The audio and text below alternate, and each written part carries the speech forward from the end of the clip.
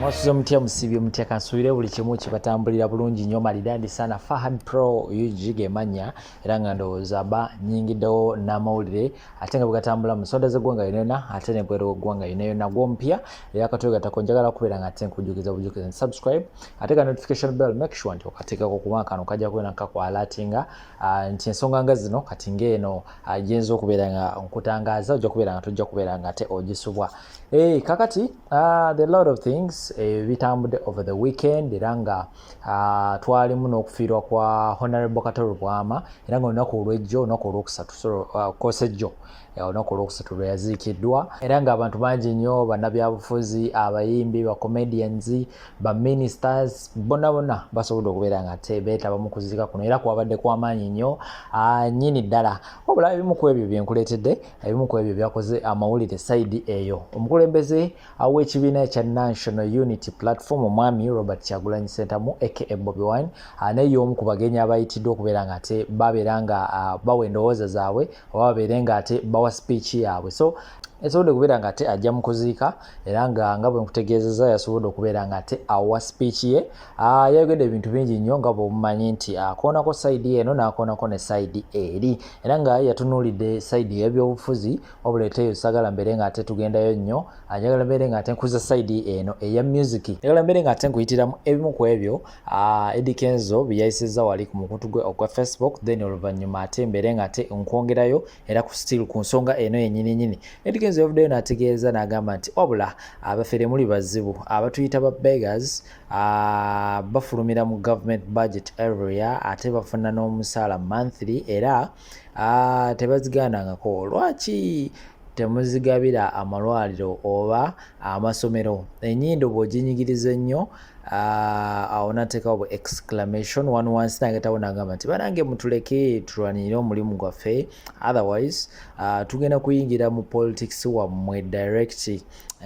kakati wano ndowooza abadde ategeeza nti oba naye ndowooza ajja kujja yeesimbawo naye ebintu bino byetaagamuko empapula si byakuva buvyeri noga nti kati kaende neesimbawo anyway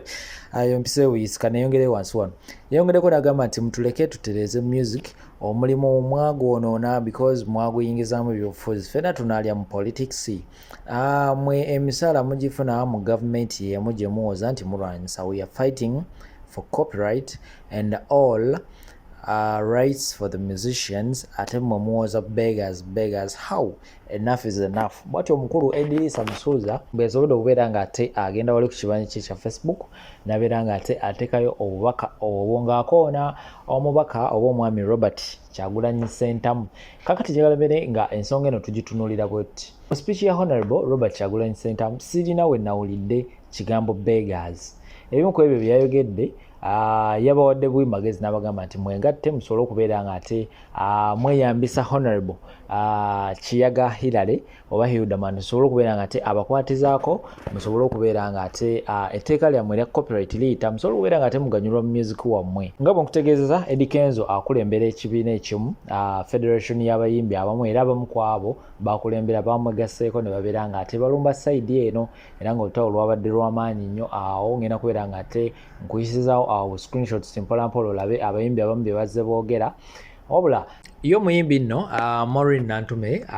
mu ngeri y'enjawulo ye yavuddeyo okubeera nga ate asiima omwami Robert Kyagulanyi Ssentamu n'abayimbi ab'enjawulo yavuddeyo ku Facebook ye oba ku bibanja bye ebya social media n'agamba nti byonna bimwogera bituufu naye Bobi Wine byayogedde ate byo bituufu nnyo era nga yeegatiddwako abayimbi nabo ab'enjawulo ng'omuli Palaso naye yavuddeyo n'ategeeza nti senga copyright yali ekola bulungi nnyo akayimba kange aka happy birthday senga n'essaawa eno nkyakaliirako ddala ssente eziwera so olutalo olukyagenda maaso sayidi eyo era nga njagala mbeere nga ate ebigambo mbikomya wano kambeere nga ate nkuterawo obutambi oba videos era still ku nsonga eno eya Bobi Wine ne Eddy Kenzo wabula oluvannyuma mbeere nga ate nkomawo n'amawulire amalala mangi nnyo vidiyo eno as usual ojja kubeera nga ate oginterawo ka like ate gwe eyandagadde okubeera nga ate olanga naffe business yo abeera nga ate otutuukirira ku namba z'essimu awo zolaba ku screen tujja kubeera nga ate tukulangira business yo bulungi nnyo nnyini ddala tujja kubeera nga ate wejjusa kakutera obutambi buno later around nkomawo n'amawulire amalala mangi nnyo temuvaawo. nabichu amaalo gali mu Uganda muno wawuddeko story ya Eddy Kenzo ne Bobi Wine. Bobi Wine bwe yabadde ayogera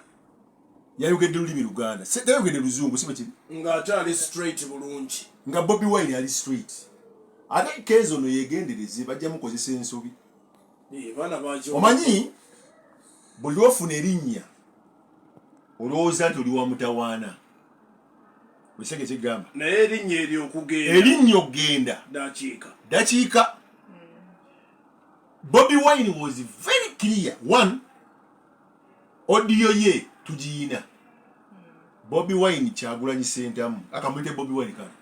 Teyagambyeko bayimbi. Nti ba beggars. Yaga nti mwewale bakozesa mufuuke ba beggar nga ba beggars. Bakozesa ensobi. Two, Bobi Wine Kyagulanyi sentamu. Beba mu kubatandika Uganda Business Association. Era Kyagulanyi Silver yazabi tunyonyola era Bobi Wine ensonga ye ya copyright kubanga yali agitandiseeko ne bakatolu wama ne Kyagulanyi Silver ne bujingo oyo muna naye ndowooza ekigambo ndowooza bayogedde nnyo ekigambo makerere Kenzo ne kimunyiiza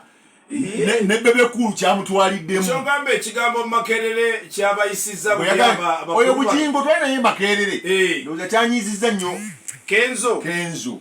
ekigambo bwe yabadde ayagala bagambe twali naye kuluba SS kubanga gyagamba Kenzo bamukoze kyekimu kyebakola gavumenti ye ekiriwa Bobi Wine kyeyabakola yakwata era omuguwa n'aguwa gavumenti kubisiyaga kyokola bajeti yaffe tulina ogyekolerako omuguwa ogwo nagamba ogw'ebisiyaga omwana gwe yakwata n'asuulira bali kubanga bo baali balowooza nti Kyagulanyi agenda kujja agambe nti bannange nze siwagira bisiyaga Bobi Wine yakwata omuguwa n'asirika kati Bobi Wine yakuta omuguwa n'akwasuke wa Kenzo yetuge kati Kenzo yetuze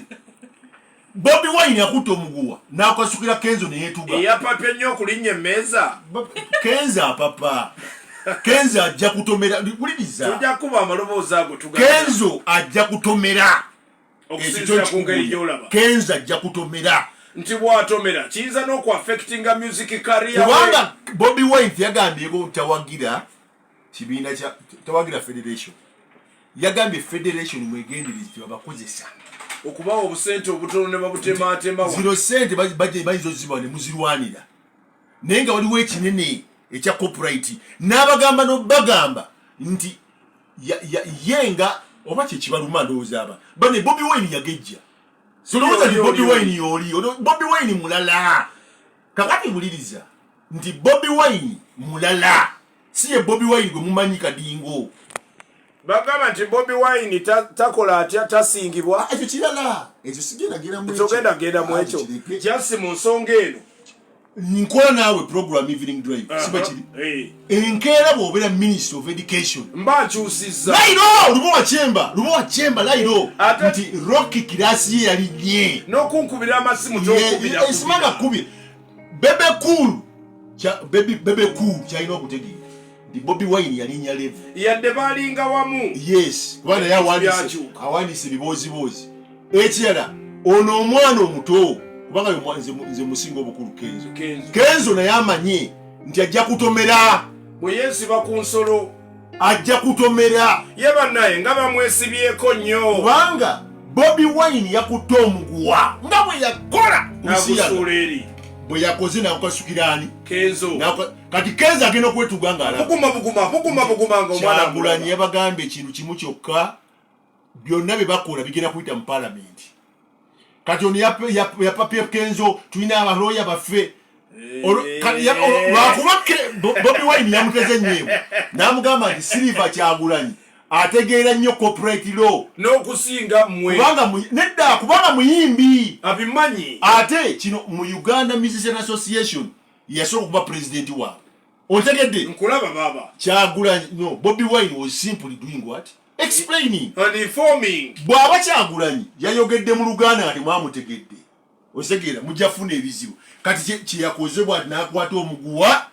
nga bwe yagukola n'akwasukiraani Kenzo kati ndabye bebe kulu alete bifaananyi bya